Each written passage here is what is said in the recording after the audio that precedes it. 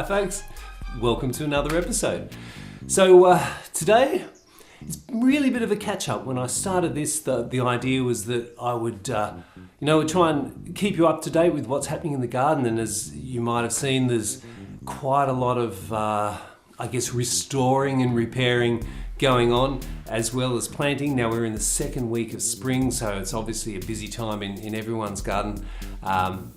So I kind of wanted to show you where things are up to, specifically that gardening is not just about growing and planting things, but it's also sometimes about having to make tough decisions about removing things, and that's pretty much going to be the flavour of this whole thing. So we've done plenty of growing, which I'll show you. Our fairy lights are growing really well.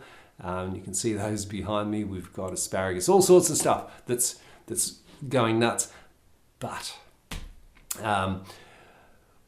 we had to make one of those hard decisions about our nectarine tree. Now, this was a legacy tree, one that was here when we bought the place. It was maybe 4 years old, and we always had trouble with it. Was very susceptible to brown rot, which is a brown rot. Would get into the fruit, and then the fruit was then hopeless. And often quite a high percentage would have that. Some years better than others. We would try everything, but we just couldn't seem to get on top of it. To the point where I've pruned it right back with the chainsaw, pretty much to its stump, let it grow back, all that stuff. Anyway, it had issues that we weren't able to get on top of. But that's only part of the decision. Its location. Now, as you are going to know, when it comes to trees, location is kind of everything. See, I can pick this camera up and I can shift it anywhere, but once you plant a damn tree, it's kind of there.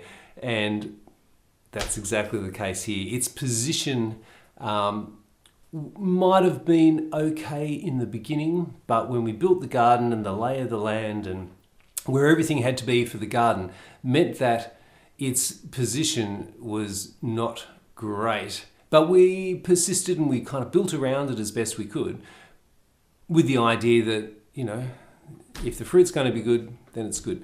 However, we could never get it good. The position wasn't any good.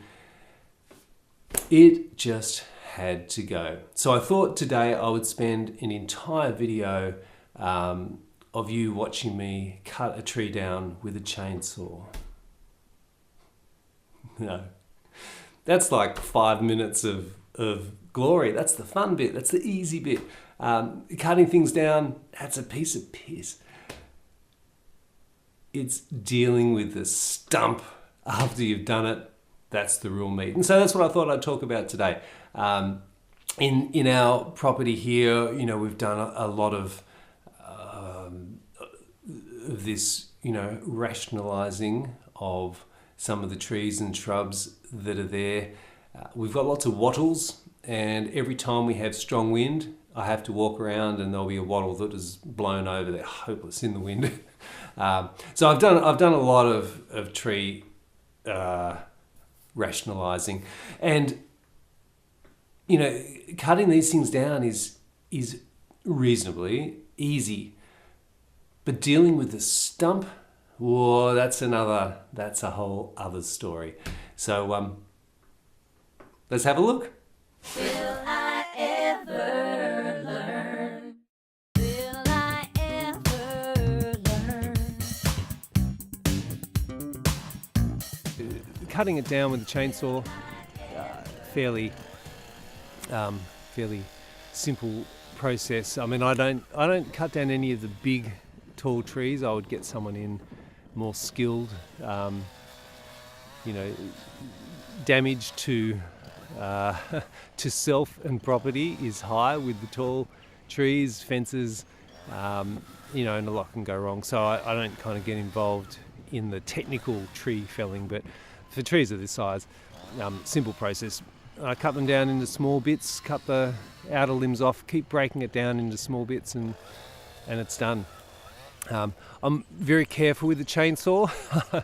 It might sound like a flippant thing to say, but like it can hurt you.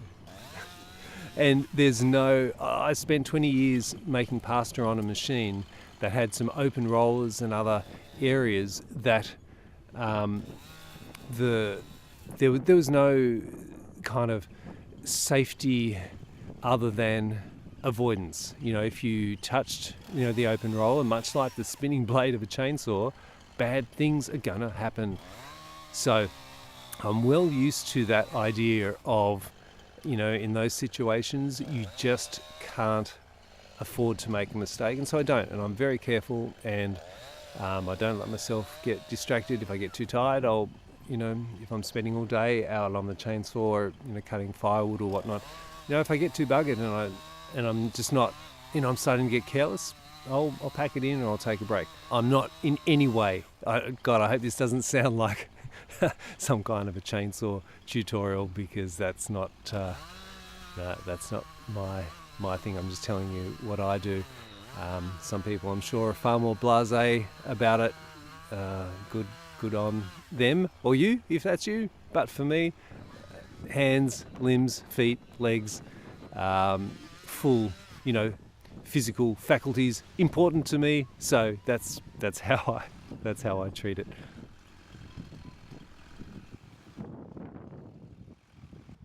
So I'll talk briefly about watering. Now, we've got a watering system that we use for our fruit trees and our veggies, and I'll go through more on that when we kind of set them up properly. We'll have some long, hard discussions about outside solenoids, I'm sure, but not now, not today. But suffice to say, we do have a watering system that runs through all our fruit trees, and we've tried various methods of distribution of that water. The two main ones being just a singular little spray head that would sit somewhere under the tree. Now that delivers the water in one spot. But in more recent years, we've replaced them with a loop of dripper line.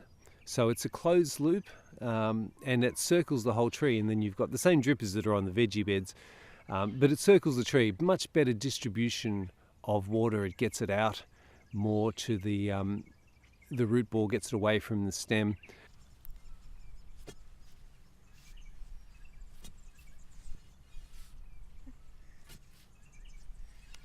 %5 is cutting the tree down and 95% is getting rid of the damn stump. There's other options that you have. Burning, stump grinding. The stump grinding is expensive, and burning a stump out. We're very close to the garden beds here, as you can see, and that's really not much of an option either. We choose the time of year very carefully. Right now it's, as I say, it's the second week of spring, so we've kind of had, the winter rains and wet-ish weather. The ground is as moist and as soft as it's going to be. We tend towards clay here, so our ground can be very hard, but there's just no point trying this at the end of summer. You'd need a jackhammer. Impossible. So we're choosing the time of year to give us a nice soft soil.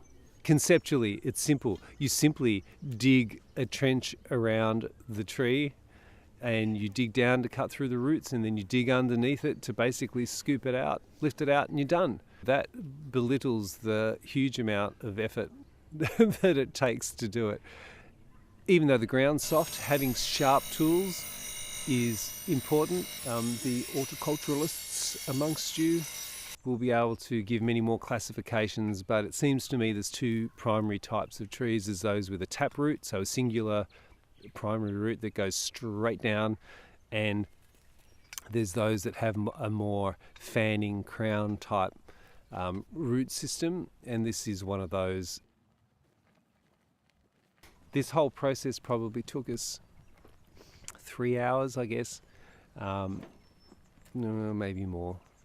So it doesn't happen instantly, and it's pretty hard. It's pretty hard going.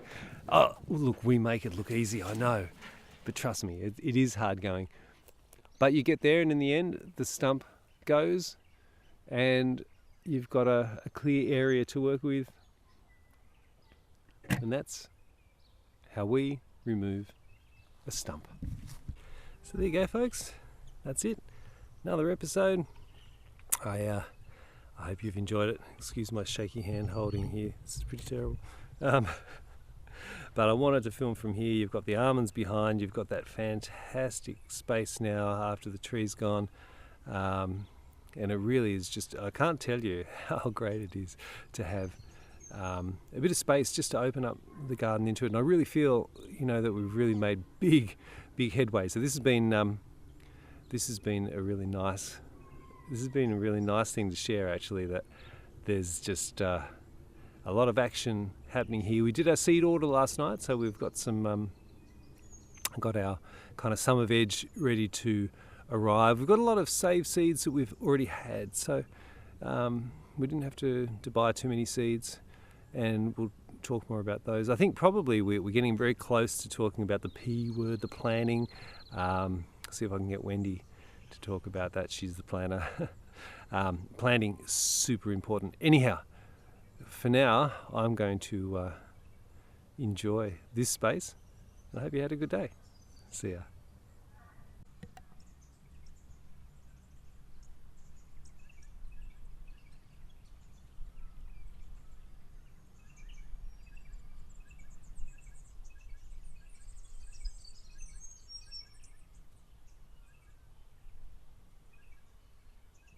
Will I ever learn?